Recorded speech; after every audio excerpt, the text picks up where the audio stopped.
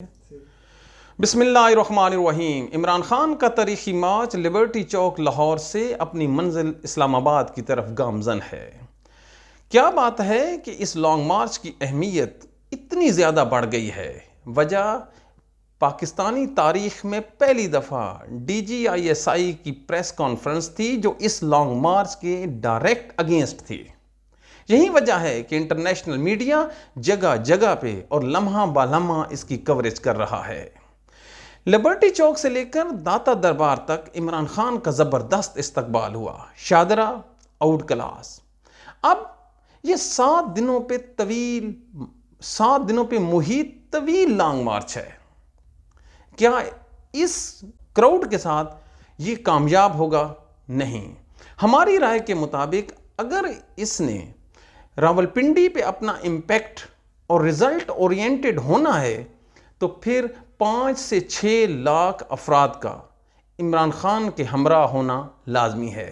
بصورت دیگر یہ دیگر لانگ مارچ کی طرف کامیاب بھی ہوگا اور ناکامیاب بھی۔ آگے بڑھنے سے پہلے ذرا اس کو تاریخی جائزہ لینا بہت ضروری ہے۔ پاکستان کی تاریخ میں عمران خان پہلا نہیں تیسرا سیاسی پلیئر ہے جو پاکستان کی فوجی اسٹیبلشمنٹ سے ان کے سیاسی رول پہ لڑنے کی تیاری کر رہا ہے۔ اس سے قبل محترمہ فاطمہ جناح نے پریزیڈنشل الیکشن میں صدر ایوب کو للکارا۔ یاد رکھیے فاطمہ جناح کے سپورٹرز میں شیخ مجیب، اکبر بگٹی، ولی خان، ذوالفقار علی بھٹو اور دیگر کئی مغربی پاکستان کے نامی گرامی سیاستدان شامل تھے۔ رزلٹ فاطمہ جناح شکست کھا گئی۔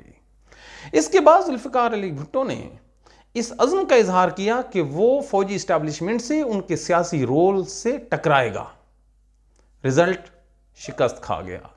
پھر 50 سالوں میں خاموشی رہی، معاملات چلتے رہے، لیکن 50 سال بعد عمران خان جس کو عوامی مقبولیت حاصل ہے اس نے پھر فوجی اسٹیبلشمنٹ سے ٹکرانے کا فیصلہ کر لیا ہے۔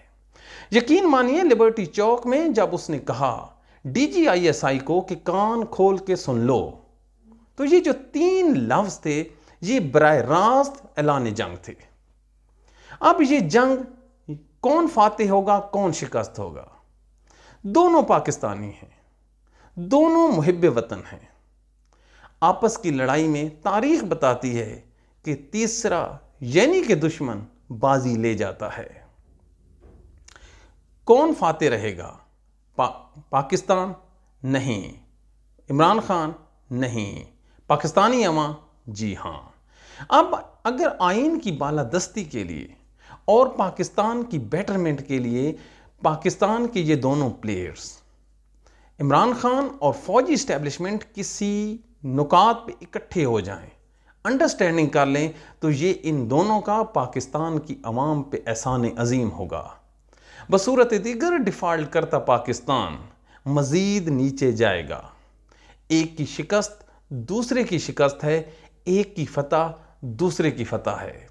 یاد رکھیے اگر اس کے علاوہ اگر حالات کنٹرول میں نہ رہے اور 2 3 4 لاشیں گر گئیں تو پھر ایسا طوفان برپا ہوگا جس کو انٹرنیشنلی سپورٹ حاصل ہوگی کہ سنبھالا نہیں جائے گا۔ ہم ہاتھ جوڑ کے ریکویسٹ کرتے ہیں پاکستان کی فوجی اسٹیبلشمنٹ سے، عمران خان سے، کہ وہ اس مسئلے کو انہی دنوں میں حل کر لیں، وگرنہ بہت نقصان ہوگا۔ Thank you.